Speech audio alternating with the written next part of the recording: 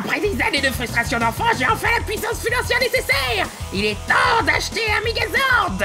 Alpha, des trentenaires nostalgiques se sont échappés. Nous avons besoin d'un jouet suffisamment cool pour les calmer. Enfin, j'aurai un vrai jouet de Megazord. Va te faire enculer, maman qui ne voulait pas me l'acheter quand j'étais gosse. Putain, stop. Allô?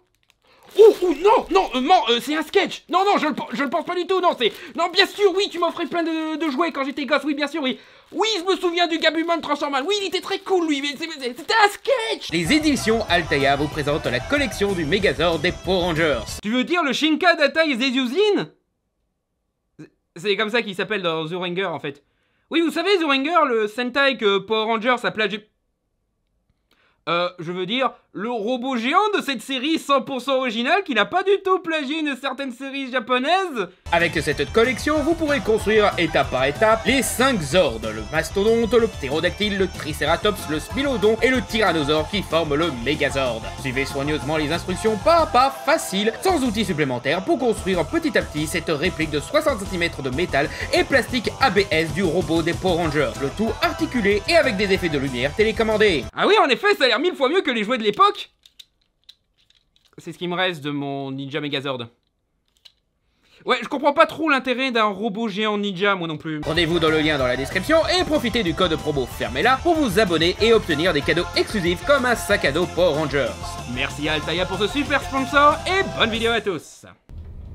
MJ, alors je rentre tout à fait innocemment parce que...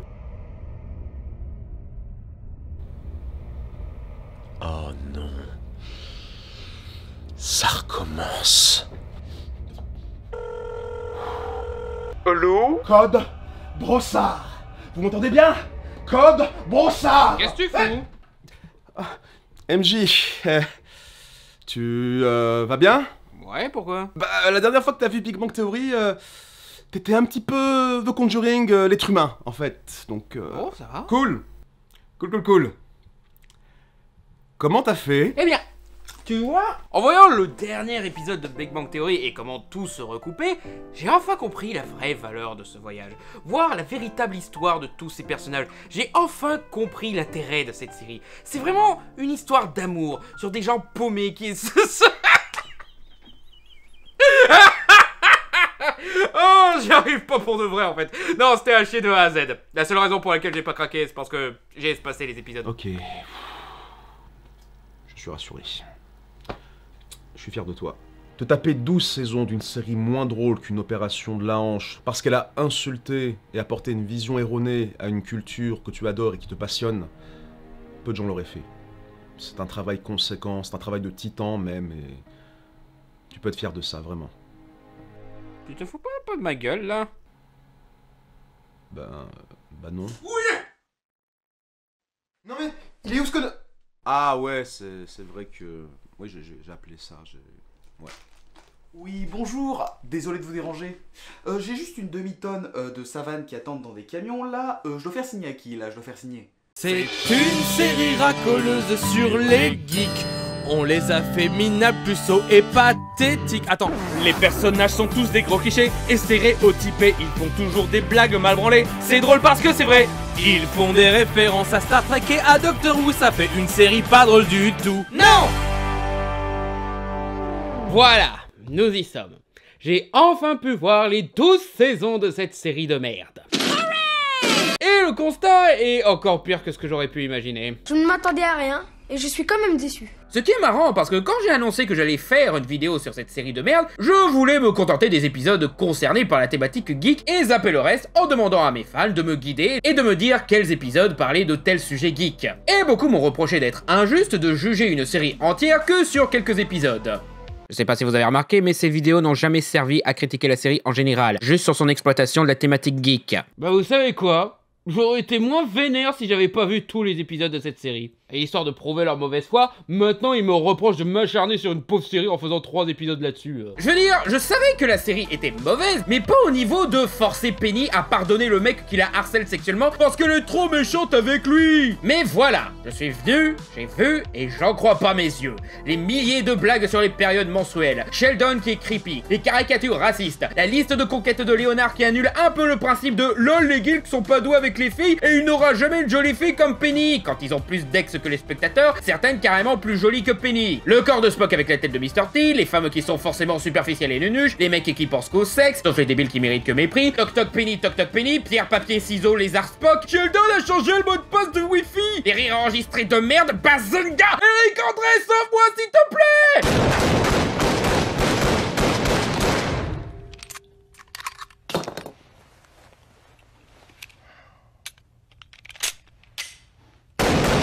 J'ai littéralement souri une fois par saison et rigolé qu'une seule fois de toute la série. En 12 saisons, c'est presque de l'anomalie statistique. Le moment qui m'a fait rire, c'est l'épisode sur la première de Star Wars 7. Et pas pour ce qui concerne Star Wars 7, mais plus sur Sheldon qui s'est décidé à baiser Amy après des années de gags nuls sur le fait que Sheldon ne soit pas animé par des désirs sexuels. LOL, il aime pas le sexe, quel gros nul! Oui, on peut rajouter les asexuels à la liste des catégories de personnes qui ne font rien de mal, mais que cette série insulte régulièrement. Et ça m'énerve que ce soit le seul truc qui m'a vraiment fait rire, car les implications de ces blagues sont dégueu. Penny qui a investi dans sa vie sexuelle au point où ça en devient inquiétant, le fait que ce pauvre vieux monsieur, ancien présentateur de l'émission d'enfance de Sheldon, qui avait déjà une vie chiante avant qu'il ne meure, se retrouve piégé dans le monde mental d'un fanatique obsessif détestable. Mais il y a surtout le fait que Sheldon change sa sexualité par pression sociale. Ils expliquent même à certains moments que depuis qu'il a perdu sa virginité, il adore le sexe maintenant. Donc on change ce qu'était le personnage parce qu'on est des scénaristes de sitcom pourris, incapables de trouver d'autres accomplissements pour nos personnages que baiser et se marier. Todd, tu me manques. Et parmi les trucs qui m'ont fait sourire, ça comprend la parodie de Rocky, le caméo de George Takei, mais faut dire, lui, il a ce pouvoir magique où il a juste à dire « Oh my !» et tu souris tout seul. Le prank de Sheldon sur le générateur de dimensions et... ce chat. Il est mignon, le chat, faut le dire. Et histoire de faire du zèle, j'ai même jeté un coup d'œil à la première saison de Young Sheldon. Cette infâme exploitation mercantile d'un personnage de merde le caricaturant encore plus en faisant un gosse. Young Sheldon est correct. Non, sérieux, le peu que j'ai vu, c'est 1000 fois mieux que Big Bang Theory. Non seulement cette série-là s'est enfin débarrassée de la formule rire enregistré, décor 3 murs et tout pour être une vraie série avec un minimum de mise en scène, rendant l'humour moins lourd et les gags mieux dosés, mais même le côté geek est cette fois plus bienveillant, que ce soit l'épisode où un comics inspire Sheldon à prendre plus de risques dans la vie, ou encore le très chouette épisode sur Donjons et Dragons qui... Attends, Sheldon qui joue à Donjons et Dragons. Mais sa mère est une ultra catholique. Oh, cool! C'est pas souvent que ça arrive, une série populaire qui ne monte pas dans le train de Donjons et Dragons et diabolique, et à la place moque les paranos religieux qui cherchent à l'interdire. Qui aurait cru que ça viendrait du Big Bang Cinematic Universe? Ils ont même mis une chute amusante où la mère envoie Sheldon au catéchisme pour le purifier, et ce dernier a trouvé ça tellement intéressant qu'il veut essayer les autres religions pour au final créer sa propre religion à lui. Oh merde! Oh merde! Mais c'est ça qu'il fallait faire dans cette conne de série! Confronter la culture geek et l'esprit scientifique aux traditions et quotidiens imposés par notre société. Ça aurait été une bonne base pour faire de la comédie geek. Eh, c'est pratiquement ce que font Rick et Morty, South Park, Community ou même les Simpsons. Faisaient dans le cas des Simpsons. Mais Big Bang Theory n'a pas été foutu de le faire en 12 ans. C'est encore plus rageant pour la saison 12 qui a été faite en parallèle de Young Sheldon. Les mêmes gars, ils se loupent complet d'un côté et réussissent de l'autre. Pourquoi ? Parce qu'il ne voit pas l'intérêt de cette culture en dehors de l'enfance? J'ai même trouvé la quintessence de tout ce qui est toxique dans cette série avec l'épisode de la table, où Sheldon fait un caprice pour une nouvelle table qui arrange tout le monde sauf sa névrose. Et dès qu'on suggère que sa relation avec Amy pourrait avoir encouragé Sheldon à être plus tolérant en ce qui concerne de changer ses habitudes pour cette table, il décide qu'il doit rompre avec elle. Et au final, tout redevient comme avant parce que le statu quo doit rester, même pour une putain de table, juste pour faire plaisir à ce con de Sheldon. Ce que j'adore dans Big Bang Theory, c'est le développement de personnages. Bah d'ailleurs, parlons de ça, tiens. J'en ai vu beaucoup défendre la série en disant que les personnages évoluaient. Mais déjà, si c'était vrai, ça n'enlève pas les milliers d'autres problèmes de cette série pourrie. Et j'ai envie de dire, il y a intérêt qu'en 12 saisons les personnages évoluent ne serait-ce qu'un peu. Mais le pire, c'est que... non! Vous m'avez menti!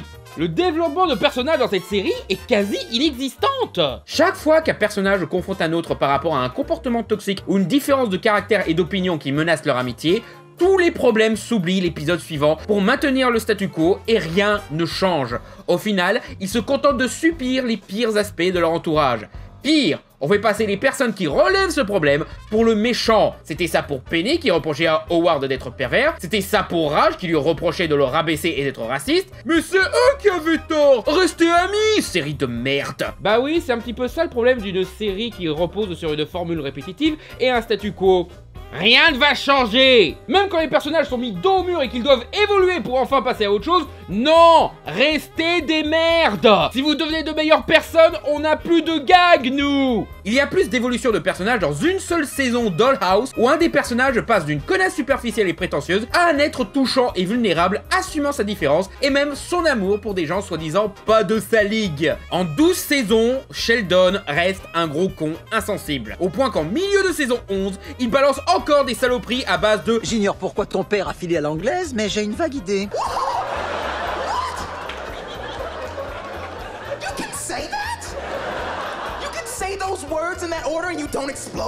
Et il dit ça à Howard, le mec qui a un énorme complexe sur son père absent. Et Sheldon devrait le savoir, car c'était dit dans un épisode qui se voulait touchant et où Sheldon devait comprendre toute la peine que ressent Howard. 5 saisons plus tard, il lui balance ce genre de saloperie. Like the people police don't come down from the sky like, oh, I'm sorry, this person's a demon. I didn't even know.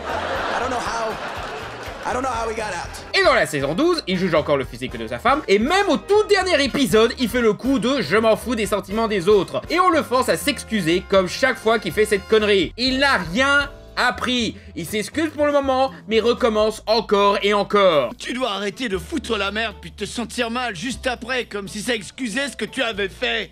Il faut vraiment que tu t'améliores. Todd, le best gars. Penny continue de juger tout le monde, Léonard est toujours névrosé, complexé et dépendant des femmes, Raj est toujours le pire du pire, et Howard est toujours pathétique, obsédé et rabaissé par une femme. Même lui le dit qu'il a remplacé sa mère par sa femme. Tout ce qui change, c'est qu'ils se marient, ont des gosses et un travail. T'as beaucoup changé depuis qu'on se connaît. Tu as des tas d'amis, tu t'es marié, t'as un nouvel appartement.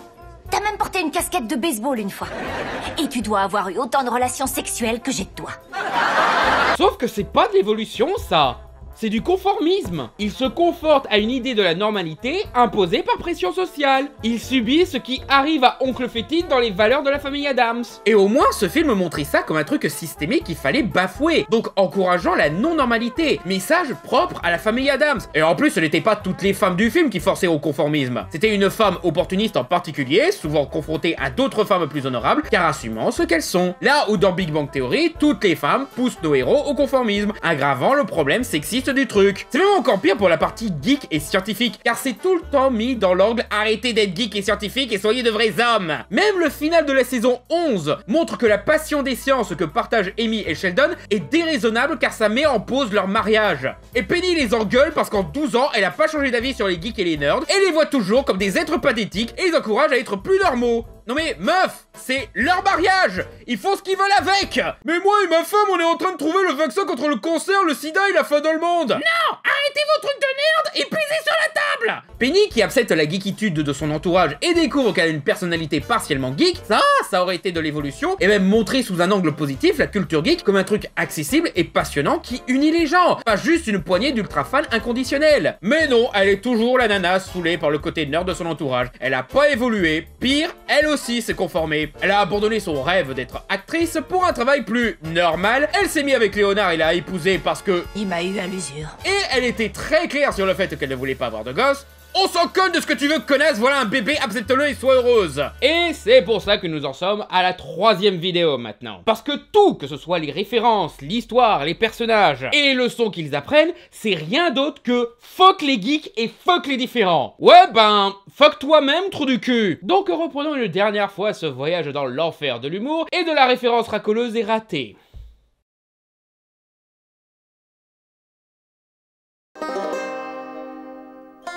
Sheldon fait encore son névrosé car quelqu'un a resquillé dans la file d'attente pour aller voir Avengers l'ère d'Ultron. Est-ce que vous croyez vraiment que Joss Whedon accepterait des gens qui ne respectent pas les règles et qui resquillent? Oui.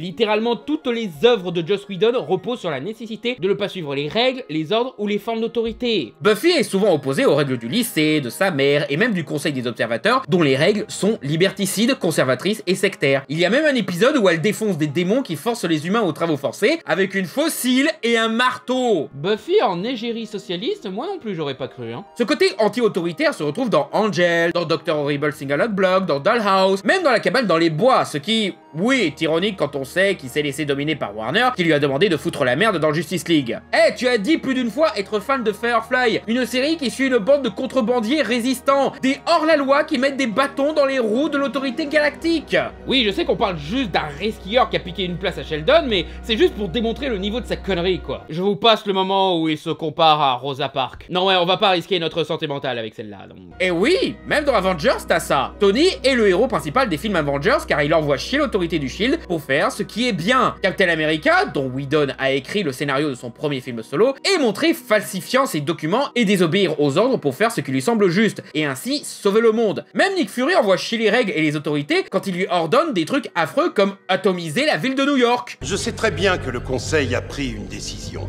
mais une décision d'une telle absurdité que j'ai décidé de ne pas en tenir compte. Les Avengers ne respectent pas les règles et pour eux la vengeance fait réellement partie de leur mission. Ils travaillent pour le SHIELD, qui est un département du gouvernement américain. Pour le contexte, ils sont dans la file d'attente pour l'ère d'Ultron. Au moment où sort ce film, dans l'histoire du MCU, le SHIELD a été démantelé par Captain America car il est découvert que le SHIELD était contrôlé par Hydra, carrément des nazis en fait. Et depuis, lui et les Avengers n'ont plus de supérieurs ou d'autorité. Ils agissent selon leurs idéaux et rien d'autre. Chose qui sera remis en question dans ce film-là et Captain America Civil War. Bon, ils disent que c'est une ressortie pour une version longue, qui, comme la version longue des Aventuriers de l'Âge perdu, n'existe pas. Mais même à la fin de celui-là, il ne bosse pas pour le SHIELD. Le SHIELD les aide, et le SHIELD lui-même est plus sous la direction du gouvernement. Ils sont indépendants. C'est ce qui va poser problème dans Civil War, encore une fois. C'est dingue quoi, je veux dire, le MCU c'est genre la plus grosse porte ouverte à l'univers des geeks pour le public lambda qui avant ça ne connaissait même pas Thanos. Mais apparemment, même voir un film du MCU, c'est trop de travail pour ces charlots de scénaristes. Non, et puis resquier devant Sheldon, voilà quoi, après tout ce qu'il a fait... Encore un épisode où les industries des comics ont ouvert la fenêtre au sommet de leur tour d'ivoire pour remarquer que les femmes lisent aussi des comics, décidant donc de les prendre en compte pour se faire de la thune. Ou, comme ils disent dans la série, les femmes se mettent aux comics. Kurt, le patron du magasin, cherche un moyen d'attirer le public féminin. Tu pourrais revoir certaines de ces illustrations au mur. Franchement, cette femme est tenue en laisse comme un chien. Alors... Comme souvent quand ils mettent en valeur quelque chose dans cette boutique, je fais des recherches pour savoir s'il y a eu une erreur ou pas. Surtout que le style graphique de ce dessin me rappelait quelque chose. Et en fait, ce tableau a été créé spécifiquement pour cet épisode de Big Bang Theory. Et a été dessiné par une femme. Amanda Conner, principalement connue pour son travail de dessinatrice pour les comics Power Girl et Harley Quinn. Je conseille cette dernière d'ailleurs, surtout si vous avez aimé le film Birds of Prey, qui a été pas mal inspiré par cette version du personnage. C'est même de là que vient son castor empaillé. Il s'appelle Foufoune. Et déjà...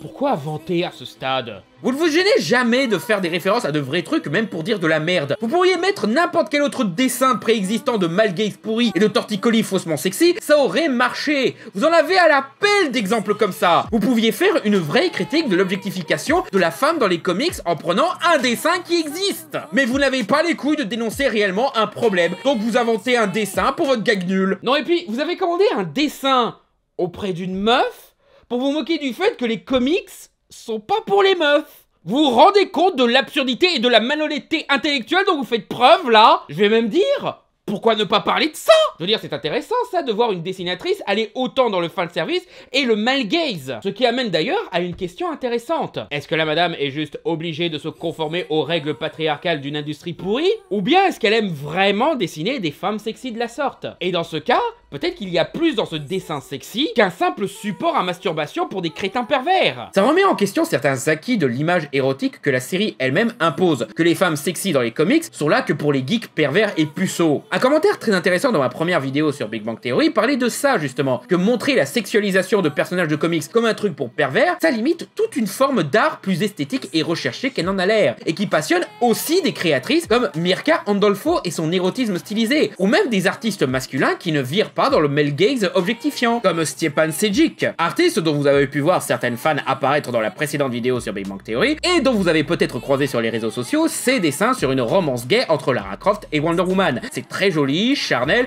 et même romantique et mignon, pas fétichiste ou pornographique comme certains auteurs, pas du tout inspirés qui utilisent littéralement des images de porno comme modèle. Même les proportions des corps féminins sont pas abusées, il n'hésite pas à donner des biceps à Wonder Woman, donner un corps plus épais que l'habituel à Lara Croft, et dans le reste de son travail, il parle même de situations trop souvent éclipsées dans l'érotisme. Et...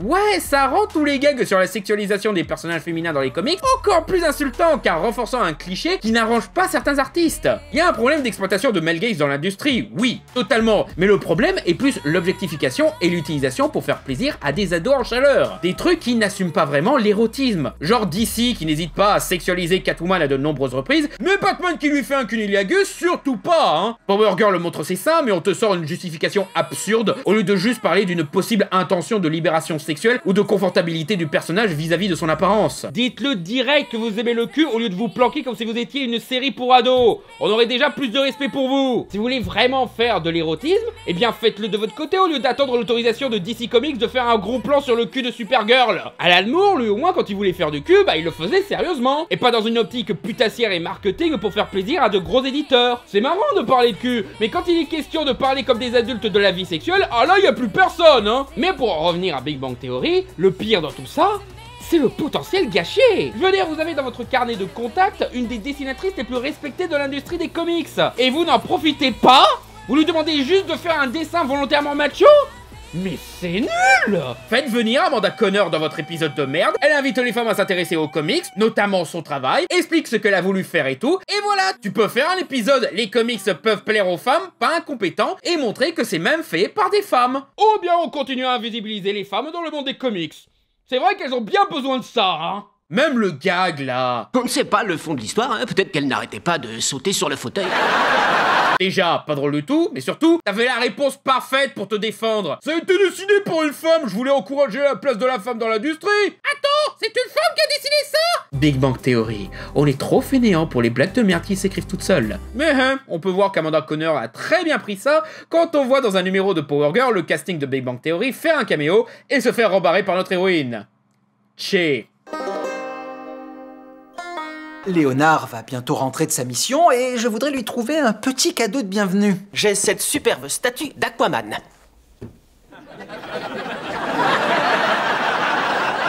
Aquaman? J'ai dit que je voulais lui faire un cadeau, Stuart. Ah!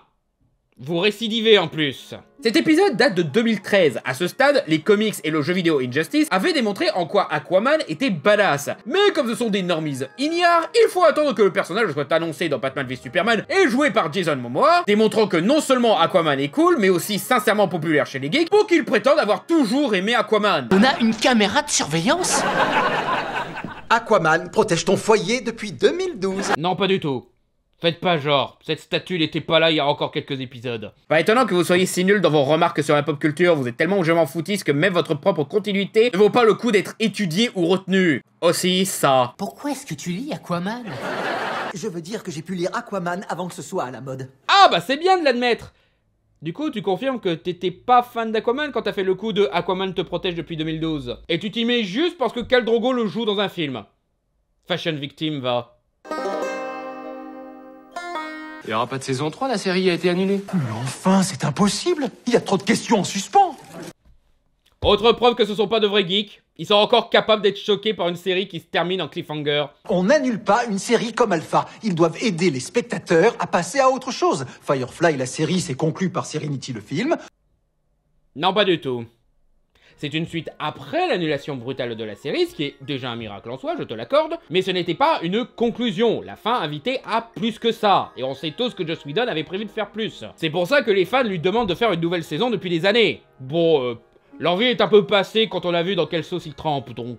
Buffy contre les vampires continue sous forme de BD. Ouais, mais Buffy s'était pas terminé sur un cliffhanger, en fait. Elle avait même une très bonne conclusion qui réglait tous les enjeux de la série. C'est Angel qui a apporté en comics la fin qu'elle a pas pu apporter en série. Et que fut-il des autres cliffhangers non résolus dans l'histoire des séries, genre Flash Forward, John Doe, Lois et Clark, Terminator les chroniques de Sarah Connor, dont vous avez confirmé être fan il y a quelques saisons, 4400, Code Quantum, Twin Peaks, Stargate Universe, Alf, ou même Les Sopranos si tu veux. C'est une série injustement critiquée pour sa fin ambiguë, mais même ça j'aurais accepté car tout le monde fait l'erreur de croire que c'était une erreur de montage, même les bonnes séries. Aussi, j'ai pas vu Alpha, hein, mais vu que c'est une série produite par Sci-Fi et que les critiques semblent très mitigées, c'est peut-être pas une grande perte, non?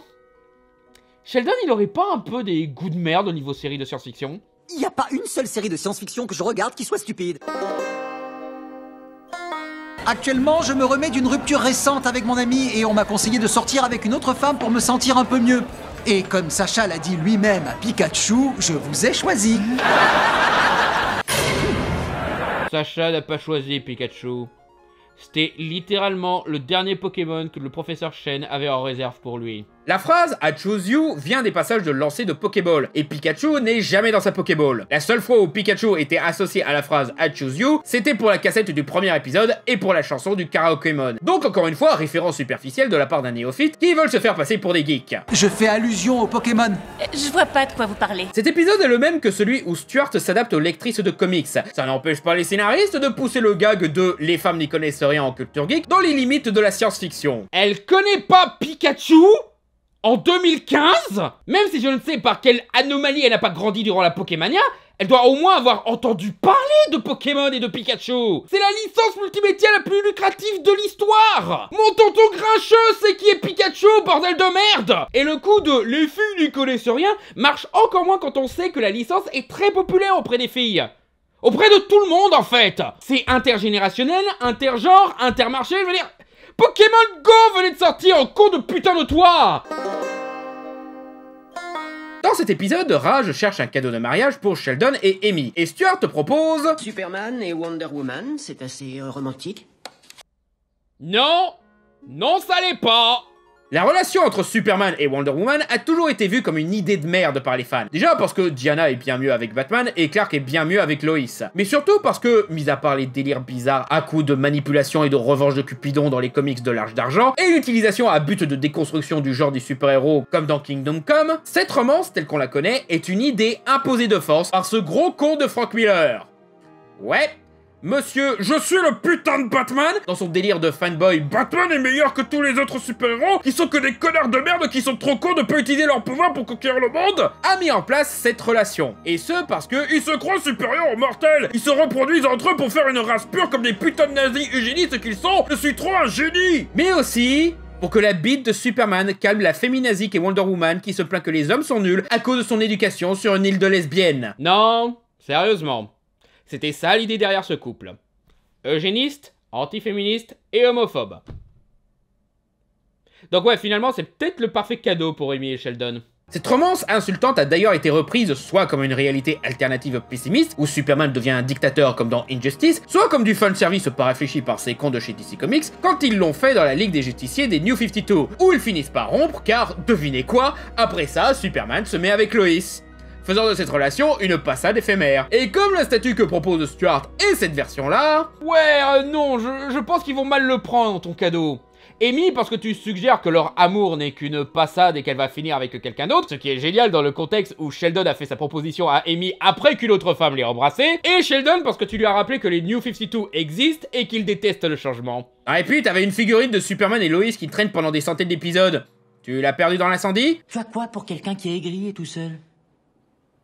Oh ben, pratiquement tout ce qui est ici. Fuck you.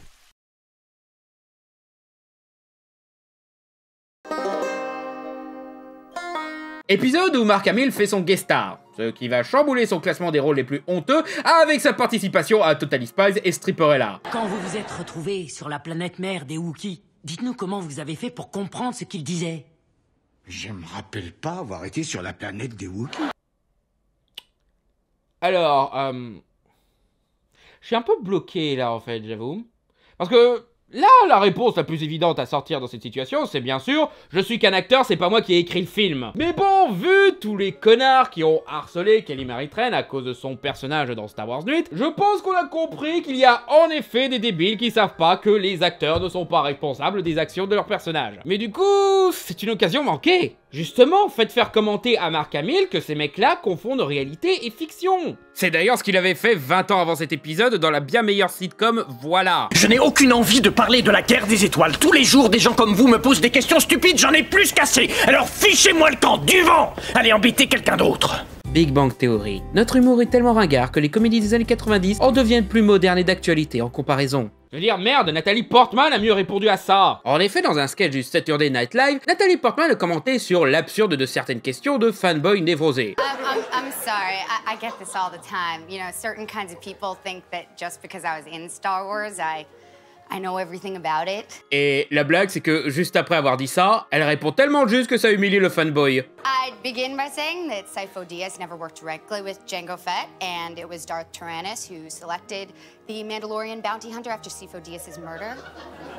Right, I forgot about that. Aussi, cet épisode était sorti après Les Derniers Jedi, donc on sait que toutes les questions seraient à base de pourquoi vous avez abandonné la galaxie et laissé les méchants gagner? Écoutez, moi non plus je ne suis pas fan de l'idée, mais c'était en logique avec la direction de Rian Johnson, donc acceptez-le, merde! En fait, Luke est allé sur la planète mère des Wookiees, Kashyyyk, dans l'épisode spécial où on le voyait des Chewie à retourner auprès de sa femme. C'est plus canon depuis le rachat de Disney. Et même à l'époque où ça l'était, Lucas interdisait qu'on évoque l'existence du spécial Noël. Ça ne l'a pas empêché de rendre canon la famille de Chewie par contre. Au point que même le nouveau canon l'a gardé. Chewie a une femme? Elle s'appelle Mala. Ça va être compliqué avec Maz, non? Où est mon fiancé? Chewie répare le faucon. J'adore ce Wookiee. D'ailleurs, tout ce que Disney accepte de montrer du spécial Noël dans la section Star Wars Vintage est le segment animé qui fait rebaptiser l'histoire du... l'histoire du fidèle Wookiee. Ouais, la version française avait fait une faute sur Disney+. Ils ont corrigé ça, mais je peux vous confirmer que c'est resté longtemps sur le site. De plus, qu'est-ce que vous avez besoin d'aller sortir le spécial Noël alors que vous pouvez prendre une des multiples histoires de l'univers étendu où Luke se rend sur Kashyyyk? Genre, par exemple, durant la Seconde Guerre civile galactique, où Jacen Solo, le fils de Han et Leia, est devenu Darth Caedus. Et oui, je sais, fanboy, c'est la même histoire que la postlogie. Va faire ton cacaboudin ailleurs. Vous pourriez me dire pourquoi il n'y a aucune roue sur les véhicules de Star Wars, hein? Alors, faute de la VF, il parlait de pneus, pas de roues. Et dans les deux cas, on a des véhicules à pneus et à roues. Le tank HAV WA5 Turbo a effectivement des roues en métal dentelé, mais personnellement, j'appellerais pas ça des roues. Ouais, donc apparemment, la VF ne sait pas ce que c'est une roue, parce que ça, clairement, c'est des roues. Tu peux débattre sur le fait que c'est des pneus, mais c'est des roues, ça. Ce qui amène à une meilleure question, pourquoi les véhicules de Star Wars auraient besoin de pneus ou de roues? Je veux dire, c'est un monde où ils ont des trucs anti-apesanteurs qui permettent aux véhicules de flotter. À quoi ça sert les roues à ce stade? Ben bon, fallait remplir la gamme de jouets de la prélogie, donc...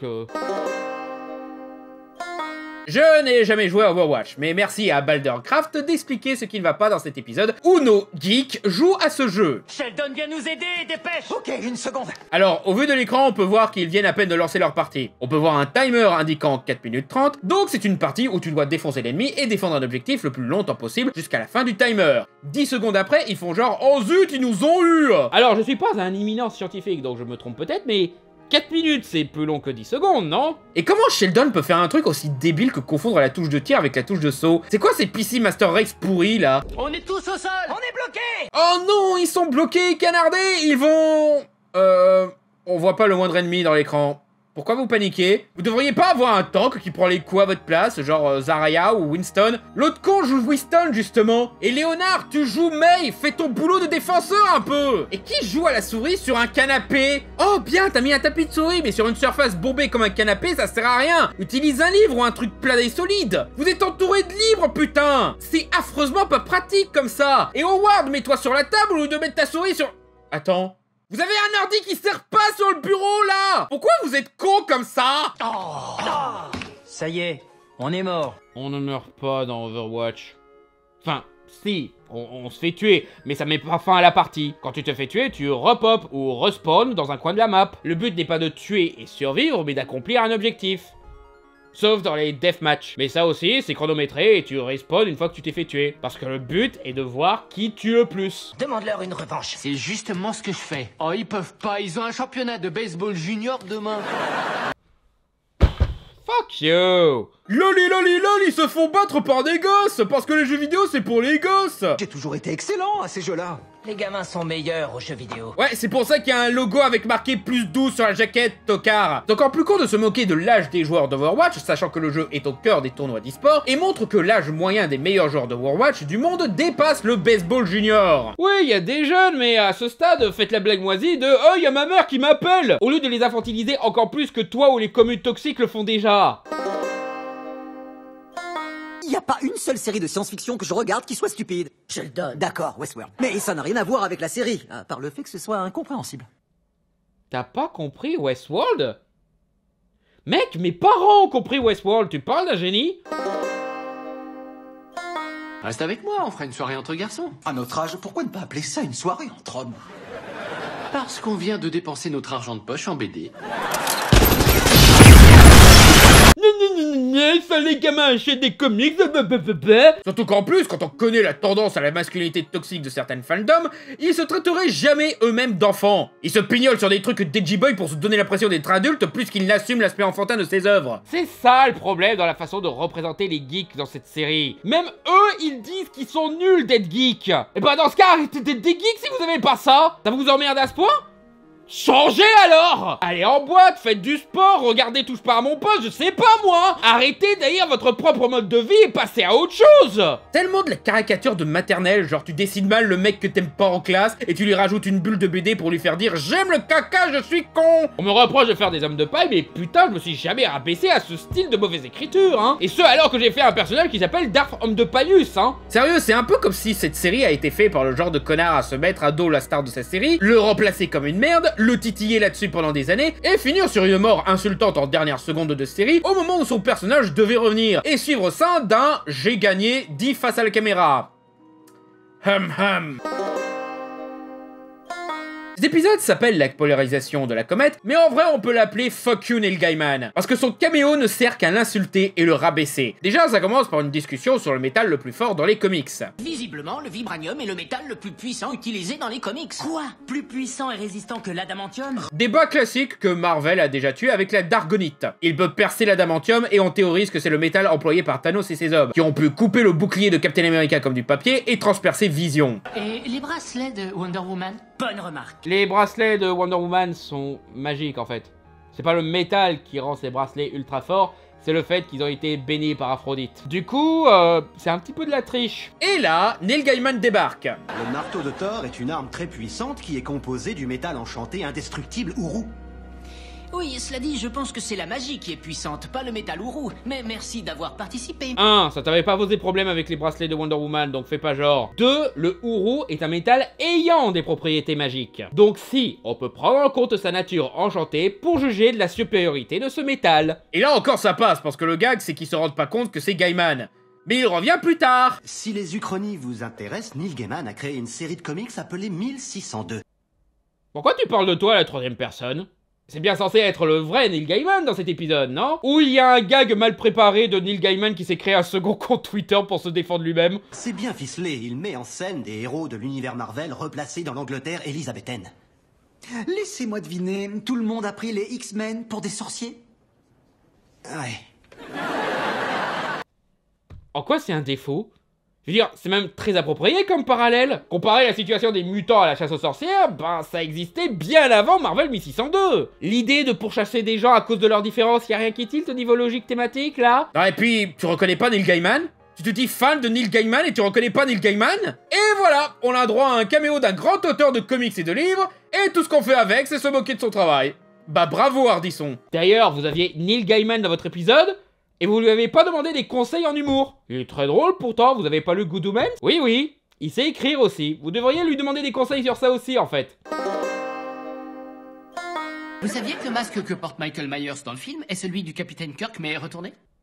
Bordel de merde, il était bon pendant un petit moment, j'étais genre « Ah tiens, ils ont pas dit de conneries cette fois-ci » et voilà que ce con explose en plein vol en balançant que le masque était retourné. Alors oui, c'est un masque à l'effigie du héros de Star Trek, anecdote très connue. Mais pas retourné. repeint. Pourquoi il y aurait toujours des faux cheveux par-dessus si le masque était retourné, crétin? Il y a même une vidéo sur YouTube qui montre comment Tommy Lee Wallace, le mec qui a fait le masque du célèbre tueur et réalisateur du 3e Halloween, a converti ce masque. Il a juste repeint les cheveux, repeint la peau, enlevé quelques cheveux et les sourcils, et a grossi les trous pour les yeux. Il n'a rien retourné. Même une anecdote ultra connue, t'es pas foutu de la dire sans te louper. Va te retourner toi-même, tiens. Dans cet épisode, Penny fait sa connasse vicieuse en tentant de saboter le don de sperme de Léonard pour aider Zach, l'ex de Penny, et sa femme à avoir un enfant. Longue histoire très détestable sur le fait de forcer la Penny qui veut pas d'enfant à se dire « Finalement oui, j'en veux un !» qui passe par ce gag vu et revu de Penny qui essaye de chauffer Léonard. Ce qui comprend, entre autres, de faire semblant de lire un comics. Ouh, ça craint, écoute ça. Bam, pow, prends ça, Batman. Alors, j'ai galéré à retrouver quel comics elle fait semblant de lire dans ce passage-là. C'est limite si les mecs n'essayent pas d'effacer leurs traces pour être sûr que personne ne remarque qu'ils disent de la merde en fait. Mais ayant reconnu durant une frame un dessin de Batman avec le style moche de Frank Miller, j'ai fait une recherche Google et trouvé qu'il s'agissait de la série Batman de DC Rebirth numéro 62 avec une couverture variante. Mes efforts de recherche sur les conneries de cette série commencent à atteindre le niveau de Sherlock Holmes. Donc déjà, Léonard qui est un super collectionneur, ça m'étonnerait qu'il apprécie que tu prennes un comics avec une couverture alternative qui pourrait rapporter 10 fois son prix à la revente pour le faire craquer. Et donc laisser imaginer qu'elle allait jeter ou endommager le comics durant l'acte. Mais aussi, putain, tu pouvais pas trouver moins un guicheur comme comics. Enfin, si, il y a des comics beaucoup plus dégueux, mais quand même! Prendre le numéro où Batman se fait capturer par Mr. Pig dans une situation ultra angoissante et sanglante, je vois pas la partie sexy en fait. La page où tu sembles t'être arrêté, c'est pire. Batman se rend compte qu'il ne peut pas protéger ses proches et qu'ils vont tous finir par mourir, tandis qu'il plaque son kidnappeur dans une mare de sang porcin et probablement humain. Sexy? Et bien sûr, il n'y a plus d'onomatopées du genre de bow et pow dans les comics Batman. Ou en tout cas, ils sont de plus en plus rares. Et les bow et pow sont quasiment inexistants maintenant. La vision des scénaristes sur le monde des comics n'a pas évolué depuis la série Batman des années 60. Et attends une seconde, elle a sorti ce comics du tiroir de son côté du lit? Ah donc elle lit des comics maintenant? Au point d'en avoir en livre de chevet? Et malgré tout, elle a quand même choisi ce numéro pour essayer de le faire craquer. Donc elle sait ce qu'il y a dedans et qu'il n'y a pas de bam et pom, mais là quand même... Ah, gueule de série de merde! Je vais être plus d'efforts à expliquer tes conneries que toi à les écrire. T'aurais pris le numéro suivant, t'aurais eu 3 pages d'affilée de Batman qui embrasse Catwoman et une scène d'amour sous la douche. Là, ça aurait été romantique et sexy pour le coup. Mais non, t'as pris un comics au pif en pensant qu'ils sont interchangeables. Et du coup, tu suggères que Léonard et Penny fantasment sur un serial killer obèse au masque de cochon et sur les boucheries non sanitaires dégoulinant de sang. Ah bah bravo mon con! Dans cet épisode, Léonard a été invité à une partie de Donjons et Dragons par Will Wheaton qui a invité d'autres célébrités, Kevin Smith, William Shatner, Karim Abdul-Jabbar et Joe Manganiello. Et il raconte tout à Penny. Alors, il y avait Kevin Smith et il y avait aussi ce type très grand qui s'appelle Karim. Attends, tu veux dire Karim Abdul-Jabbar? Ah, ça, j'en sais rien. Karim quelque chose Jabbar. Comment tu le connais? Comment ça se fait que tu le connaisses pas? Bonne question! D'accord qu'il a beaucoup changé depuis, mais Jabbar était dans la comédie culte Y a-t-il un pilote dans l'avion? Attends un peu, je te connais toi. Tu es Karim Abdul-Jabbar. Tu fais partie de l'équipe de basket des Tigres de Los Angeles. Je suis désolé mon petit bonhomme, mais tu dois confondre. Je m'appelle Roger Murdoch et je suis copilote. Non, tu es Karim, je t'ai vu jouer souvent. Mon père a une carte d'abonnement. Et surtout, il a combattu Bruce Lee dans le jeu de la mort, dans l'un des combats les plus cultes de la carrière de ce dernier, même souvent parodié. Tu devrais savoir vu qu'on a évoqué le fait que t'étais fan de Bruce Lee. Il joue dans des films ringards de kung-fu que tu aimes tant. C'est même probablement le mec le plus prestigieux et la plus grande légende de la culture geek qui est invité dans cet épisode. Bien plus que le réal de Top Cops qui pleure devant des épisodes de Flash, et le mec qui a failli détruire Star Trek et saboter la carrière de George Takei à lui tout seul. I don't know the motherfucker, okay? Il y avait aussi cet acteur qui jouait le loup-garou dans True Blood. Qui? Joe Manganiello? Oui. Sérieux? Tu le connais que pour ça? C'était Flash Thompson dans Spider-Man et il a été annoncé qu'il serait Deathstroke dans les suites à Justice League qui sortiront jamais. Du film Magic Mike? C'est quoi ça? T'as jamais entendu parler de Magic Mike? D'accord que c'est pas un film ultra geek, mais putain t'as dû au moins entendre parler de ce film. Surtout si ta putain de femme adore ce film. Oh, et bien sûr, dès qu'on balance Magic Mike, ça débute les nombreux gags où nos héroïnes harcèlent sexuellement mon gars Yellow. Vous voyez, cette série n'est pas sexiste vu que même les femmes sont des criminels sexuels. Yeah.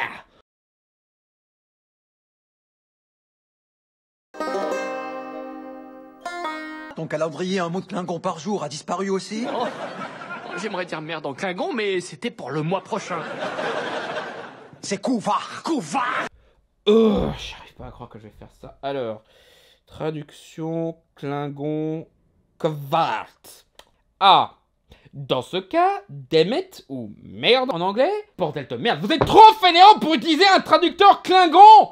Bing, un traducteur Klingon. Même moi qui parle pas du tout cette langue, parce que j'ai déjà du mal à apprendre une troisième langue vivante, je vais pas sacrifier ce qui me reste de capacité d'apprendre pour une langue et qui me servira jamais, je suis capable de faire ça. Tu le sais en plus que les trekkies hardcore vont vous cracher à la gueule pour cette erreur. Vous êtes des putains de professionnels. Prenez le premier trekkies que vous trouvez et demandez-lui comment on dit tel mot en Klingon.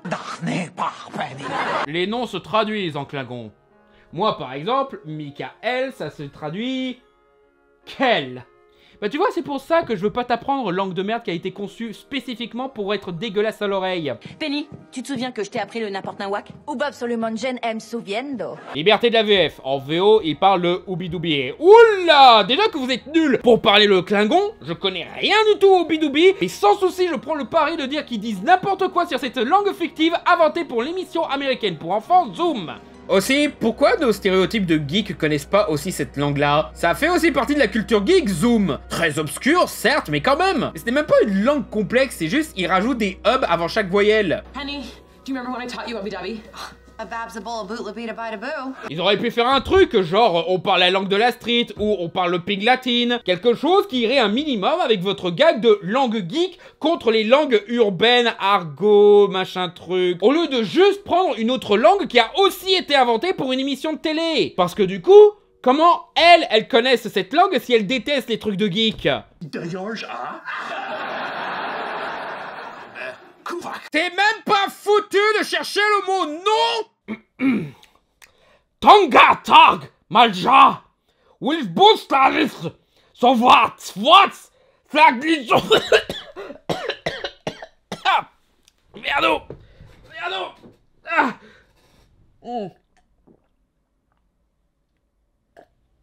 Ah.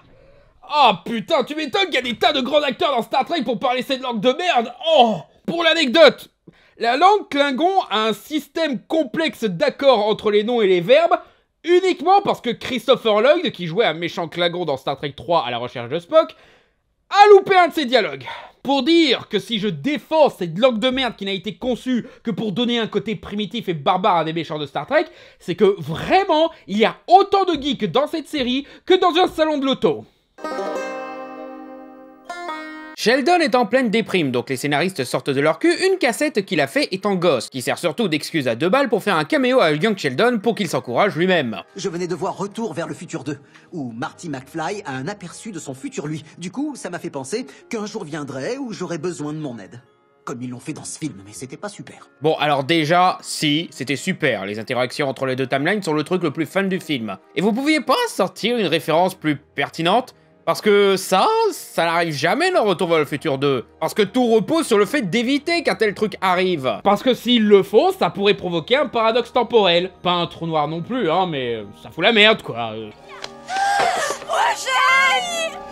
Tu pouvais pas citer, je sais pas moi, la pub Milk? Ouais, il a grandi avec la télévision, donc il a dû voir les pubs de l'époque, notamment les pubs Milk, où un enfant qui boit du lait parle à son futur lui pour l'encourager à boire du lait, justement. Ou même Doctor Who, qui se retrouve souvent à collaborer avec ses futurs ou anciens lui-même. Ou Star Trek, où le vieux Spock parle au jeune Spock. Ou juste Total Recall, et je suis pratiquement sûr que c'est arrivé au moins une dizaine de fois dans les comics que tu fais semblant d'avoir lu. T'en as tout le tour du ventre des exemples de mecs qui voyagent dans le temps et qui se parlent à eux-mêmes. Et tu prends le seul exemple où ils discutent pas.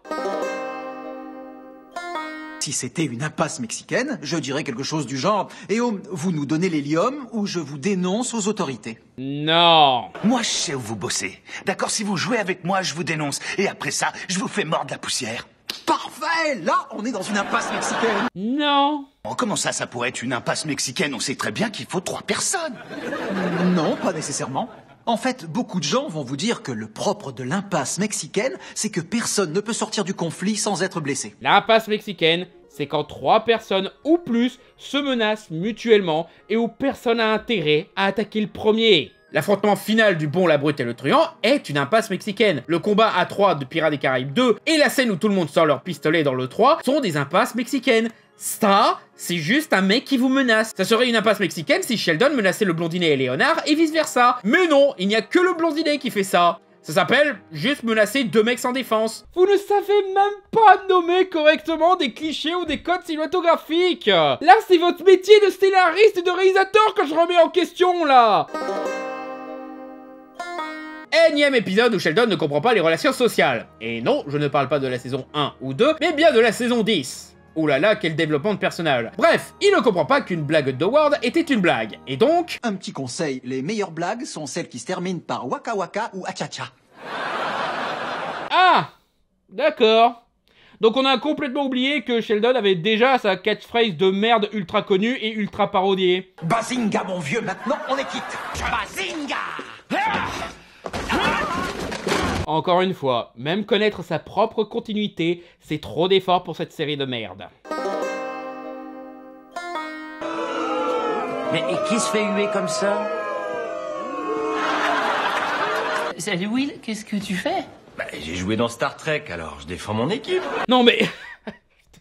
Vous trollez là, c'est pas possible. Vous avez un acteur de Star Trek et vous le mettez dans un costume d'un personnage de Star Trek qu'il n'a jamais joué. Le mec, il a uniquement pour faire la blague « LOL, on a Wesley Crusher de Star Trek Nouvelle Génération » et ça ne vous vient pas à l'esprit de le déguiser comme Wesley Crusher? Non mais je veux dire, traiter un minimum correctement vos guest stars, merde! Eh, mec de Star Trek, déguise-toi en Star Trek! Oui, bonjour, je suis Jean-Pierre Star Trek. Et on en parle du fait que vous ressortez le cliché « les fans de Star Wars et de Star Trek s'aiment pas », alors que nos héros sont fans des deux franchises. Comme beaucoup de geeks en fait. Moi compris. Prouvant donc que ce cliché est débile. Tout ça pour recycler un sketch de Conan O'Brien. Non, vraiment, il l'a fait pour l'avant-première de l'épisode 2. Soit en 2002. Ils ont recyclé un sketch vieux de 13 ans au moment où ils ont fait cet épisode de merde. Sketch qui reposait sur de la moquerie basique de geek.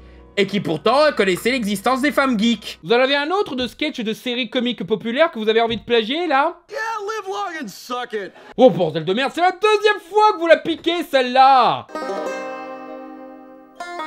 Ils vont reprendre l'émission scientifique du professeur Proton. On a trouvé quelqu'un pour le remplacer? Pas encore. Ce serait sympa s'ils choisissaient une femme. Le nouveau Docteur Who est une femme et elles se sont appropriées SOS Fantôme. Laissez-nous-en un peu. Ah. Ah. Putain. Oh mais... Oh. Oula. Ouf. Je tiens à présenter mes excuses auprès de ceux qui me disaient non mais critique pas la série avant d'avoir vu tous les épisodes, et à qui j'avais répondu des trucs du genre ouais non à moins qu'on découvre à la fin de la série que ces mecs étaient des aliens qui n'y connaissent rien en culture geek, je vois pas ce que regarder la série en entier aurait changé à mon avis sur ces épisodes. Parce que là, cette scène vient en partie de justifier toutes les conneries qu'ils ont dit sur la culture geek. Ce sont en effet pas censés être des geeks. Ce sont des mascus incel anti-SJW de merde. Ce qui du coup justifie complètement leur nullité en culture geek.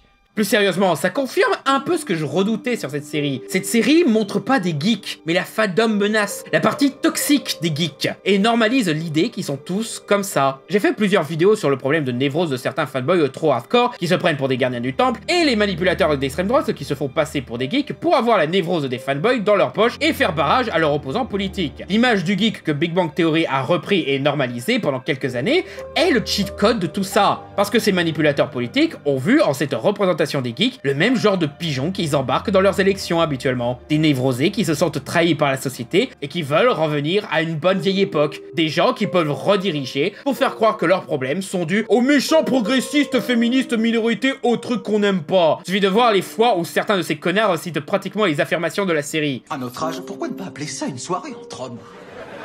Parce qu'on vient de dépenser notre argent de poche en BD. The audience for Captain Marvel are teenage boys and young men in their early 20s. Et la plupart des mecs qui viennent ici sont accros aux fortes poitrines. Who want to see a really hot kick-ass girl that they can masturbate to when they go home from the theater. Le nouveau Docteur Who est une femme et elles se sont appropriées SOS Fantôme, laissez-nous-en un peu. And now they're making Ghostbusters with only women. What's going on? Même la visibilisation des femmes dans la communauté de geeks et l'industrie perpétrée par la série va dans le sens des propos des anti-AJW qui refusent qu'un film de super-héros ou un Star Wars soit un minimum féministe ou dirigé par une femme. Et maintenant, Sheldon répète les propos des pires d'entre eux. Et c'est pire dans cet épisode où Sheldon fait son névrosé sur un revival de la série de son enfance qu'il essaye de s'approprier et devient fou de rage quand elle est confiée à quelqu'un qu'il juge indigne. Alors jusqu'à harceler l'interprète de son héros comme si c'était sa faute. Et c'est montré comme drôle. Pire, comme mignon, ça normalise, ça ne fait pas apprendre à Sheldon qu'il a tort. Non, car comme beaucoup trop d'épisodes, l'enjeu est oublié et Sheldon reste comme il est. Les geeks sont comme ça ne changera pas. Voilà ce que dit la série. Oh, mais c'est pour rigoler, hein? Ouais. Rigolons en normalisant le comportement toxique qui ont fait du mal à Kelly Marie Tran, Daisy Ridley, Jack Lloyd, Brie Larson et Hackman Best, hein. Oui, vous avez raison, ils ont bien besoin de ça, là. J'en ai sûrement oublié, en plus, parce que ça devient de plus en plus récurrent. C'en est même marrant qu'ils font genre qu'ils ont aimé les derniers Jedi, en fait, alors que les mecs comme Sheldon, bah voilà, quoi. Comme quoi, ils sont tellement ignorants en geek culture. Bon. Dernier chapitre. Et on va en faire une belle, cette fois.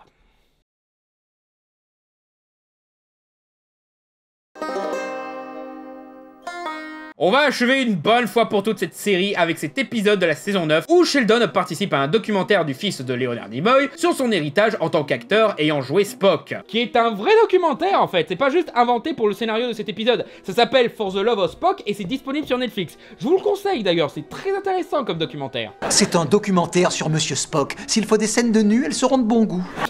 T'as pas vu Enterprise toi, c'est ça? Mais bref, là où je veux en venir, c'est ça. Qu'est-ce qui vous captivait le plus chez Spock? Sans doute la même chose qui fait rêver la plupart des gens, la perspective d'un monde froid et rationnel, sans aucune émotion humaine. Sheldon n'a absolument rien compris du tout à Star Trek. Quoi? Oui, Spock est un alien venant de la planète Vulcain, un monde qui croit avant tout en la logique et renie les émotions humaines. De façon systémique et religieuse, pas de façon biologique ou mentale. Les Vulcains sont capables d'émotions, ils ont même des arts et de la musique. Ils peuvent effacer complètement leurs émotions, oui, mais uniquement avec un rite appelé le Kolinar. Lorsque Spock perd malheureusement tout sens de la logique à cause des sentiments provenant de sa moitié humaine, il a pu les réprimer grâce à la discipline mentale de Kolinar. C'est pas du tout comme ça que ça marche le Kolinar. Le Kolinar, c'est censé te purger de toutes des émotions d'un coup. C'est pas une prière pour les oublier un temps, hein. Donc si Spock avait fait son Kolinar, ce qu'il n'a pas fait, il n'aurait plus d'émotions du tout. Je vais même dire, les Vulcains sont aussi capables de discrimination et de préjugés. Et la preuve est Spock lui-même, qui est l'enfant d'un Vulcain et d'une humaine. Ce qui lui a rapporté pas mal de problèmes durant son enfance, car il se faisait presque traiter comme un handicapé à cause de sa partie humaine qui le rendait plus sensible à ses émotions. Tu sais que c'est un traître, ton père, pour l'avoir épousé. Cette putain humaine. Et quand Spock a choisi de rejoindre Starfleet, cela a créé une tension avec son père Sarek qui voulait qu'il rejoigne l'Académie des sciences de Vulcain. Donc démontrant qu'il y a des émotions et des complexités relationnelles très humaines chez les Vulcains, même chez le très froid Sarek. Il y a aussi T'Pring, une Vulcaine avec qui Spock était promise en mariage, mais ça s'est pas fait car leurs sentiments n'étaient pas réciproques. Spock a des émotions. Énormément. Il les exprime rarement ouvertement et il privilégie la logique au mieux, mais en vrai, il n'a pas de mauvaise opinion des émotions humaines, il est même fasciné par elles. Et très souvent, il se laisse dominer par ses émotions. L'une de mes scènes préférées du Spock de Nimoy est dans le 6e film, Terre Inconnue, où il découvre que sa protégée est une traîtresse qui a bafoué tout ce en quoi il croit. Et il est clairement en rage devant elle. Spock en rage. Il se contient, mais tu sens à quel point il hait cette femme qu'il a déçue et malmené ses idéaux. Star Trek a toujours ce personnage en apparence froid et sans émotion qui apprend à devenir plus humain au fur et à mesure de leurs aventures. Spock, Data, l'hologramme médical d'urgence, Seven of Nine, T'Pol ou encore Michael Burnham. Et le chemin de tous ces personnages que Star Trek encourage, c'est d'accepter les émotions et notre part d'humanité. Star Trek a toujours eu cette image d'une série froide et kitsch, mais en vrai c'est souvent chaleureux et d'actualité. C'est une célébration de l'humanité, une démonstration de ce qu'elle pourrait être si elle mettait de côté l'avidité, la cupidité et le conservatisme. Sheldon est égoïste, veut que rien ne change et rejette l'idée d'avoir la moindre émotion, traitant souvent ses sentiments pour Amy comme une faiblesse qu'il doit éradiquer. Le fait de me calquer sur Monsieur Spock me permettait de me libérer des émotions humaines. Et là, vous allez me dire que c'est volontaire, que c'est tout le principe de cette scène, que Sheldon se trompe et que même Penny le corrige là-dessus. Je suis pas une experte, mais tu crois pas que tu te trompes à propos de Spock? Il prétendait qu'il ne ressentait aucune émotion, mais il était à moitié humain. Justement, dans cette scène, on voit que Penny a mieux compris Star Trek que Sheldon lui-même, le soi-disant Trekkies hardcore. Bien sûr, savoir parler le Vulcain, faire des fanfics sur l'univers de Star Trek et connaître par cœur les dialogues de chaque épisode ne lui permet pas forcément de comprendre Star Trek. Et du coup, on a là la plus grosse opportunité manquée de cette série. Je suppose que certains imaginent que j'interdis la moindre critique de la communauté des geeks à travers ces vidéos. Mais loin de là, je suis le premier à dire qu'il y a des soucis dans la communauté geek. J'ai fait des tas de vidéos là-dessus. Et ce problème a toujours la même source, un amour superficiel de ces licences qui oublie les vrais messages. On pense avoir un amour profond, mais souvent on s'arrête aux détails OSEF et la logique d'un univers que par le sens de son histoire et les enseignements de ses personnages. Ou encore des gens qui comprennent l'inverse du message, genre ceux qui disent que Rorschach dans Watchmen est trop cool et badass alors qu'Alan Moore voulait le montrer comme pathétique et dangereux. Ceux qui disent qu'ils sont fans de super-héros, mais qui crachent sur ceux qui reprennent le kitsch charmant ou la portée politique sociale qui ont toujours été au cœur des super-héros de Marvel et DC. Même Star Trek est victime de ça. Tous ceux qui crachent sur le fait que ça devient woke, alors que limite, les films et séries actuelles sont moins woke et engagés qu'avant. J'aime beaucoup Star Trek Discovery, mais ça me fait rire de voir les gens se plaindre de wokisme pour une femme noire badass dans le rôle principal, alors que Deep Space Nine avait des épisodes bien plus directs et engagés, antiracistes et féministes, avec discours et tout ce qu'a fait Discovery. Mais ces gens-là retiennent que les scènes de bataille cool et la glorification de gens en uniforme.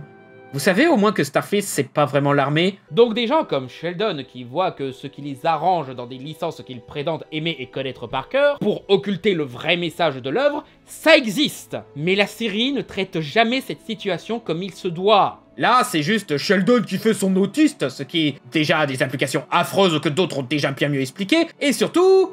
C'était ça ce qu'il fallait faire. Faire de notre bande de geeks des gardiens du temple, des gamers guetteux et tout, et les confronter à une normise comme Penny qui découvre la culture geek à son échelle et y voit la vraie essence de ses œuvres, là où eux s'arrêtent qu'aux détails superficiels comme les vaisseaux ou les langues fictives. Ça serait une dynamique bien plus intéressante. Ça montrerait que la culture geek est accessible pour tous ceux qui s'y intéressent, qu'elle est 1000 fois plus riche que ce qu'on peut le croire, et que tout le monde peut y apporter sa pierre à l'interprétation et l'appréciation. Et du coup, là, la cible démocratique sur la culture geek serait de vraies critiques importantes et non insultantes. Ça moquerait la superficialité de certains geeks problématiques. Mais la série préfère se moquer des geeks dans leur ensemble. À notre âge, pourquoi ne pas appeler ça une soirée entre hommes?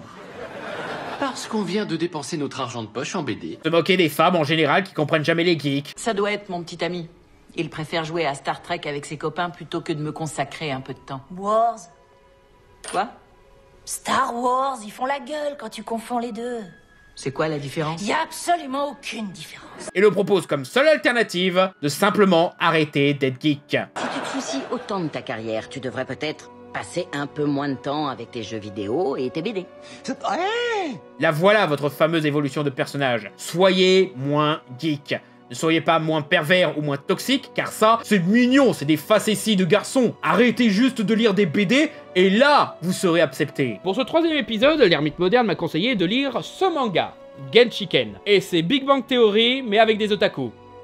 Et en beaucoup mieux aussi. Déjà parce que la partie de la communauté qu'il montre comme nulle, bah c'est pas le fait d'aimer tel jeu ou tel manga, mais des trucs vraiment condamnables, genre leur snobisme, leur sectarisme, ou même un peu leur perversion. Et l'équivalent de Penny apprend vraiment petit à petit à donner une chance à cette culture et ce groupe pour y voir leur intérêt, leur besoin de connexion, le fait que certains ne sont pas des stéréotypes d'otaku pervers et sales. Elle est même amoureuse d'un otaku beau gosse et s'entend bien avec le héros principal ou une jeune femme cosplayeuse. Comme quoi, c'est facile et ça a déjà été fait bien avant Big Bang Theory. Et surtout, un ami qui me conseille ce manga, pour moi c'est ça la vraie beauté de la culture geek. Partager un truc qu'on a trouvé cool à quelqu'un qui ne connaît pas du tout et qui pourrait aimer. Là où Big Bang Theory limite ça à une drogue qui te pourrit la vie. Bah tu sais quoi?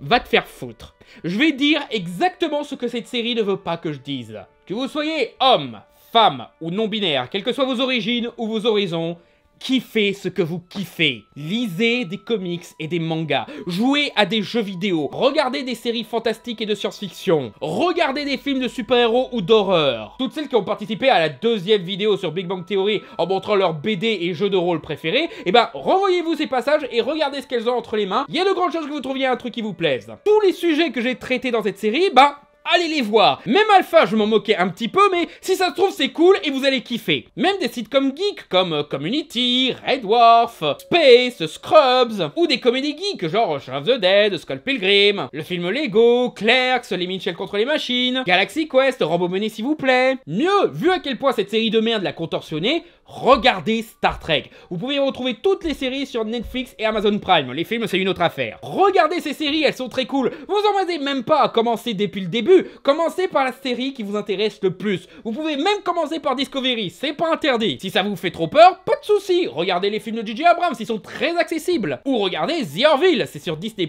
et c'est un très bon condensé de tout ce qui est bien dans Star Trek sans être du Star Trek officiel. C'en est au point où je vais probablement faire un fermez-la pour vous dire à quel point cette série est bien. Regardez et kiffez ce que vous kiffez de regarder. Partagez avec respect votre kiff du moment avec vos proches et vos amis. Même si c'est Big Bang Theory en fait. Je vais pas faire l'erreur de cette série et vous juger pour ce que vous aimez. Non, si vous kiffez Big Bang Theory, faites-vous plaisir. N'ayez pas honte de kiffer ce que vous kiffez. Si certains y voient une belle histoire et de l'évolution de personnages, tant mieux pour eux. Kiffez vos fictions préférées sans honte. Et si quelqu'un essaye de vous mettre la honte parce que vous osez aimer un truc, dites-leur, fermez-la. Merci d'avoir regardé cette vidéo, j'espère qu'elle vous a plu. N'hésitez pas à liker, commenter, partager et vous abonner. Et si vous voulez soutenir l'élaboration et l'amélioration de l'émission, vous pouvez déposer un don via Utip ou via Patreon, où vous aurez des exclusivités comme les fermez-la un jour en avance, nom dans les crédits, t-shirts, badges, mugs, posters et bien d'autres à venir. Merci encore et à bientôt sur Fermez-la.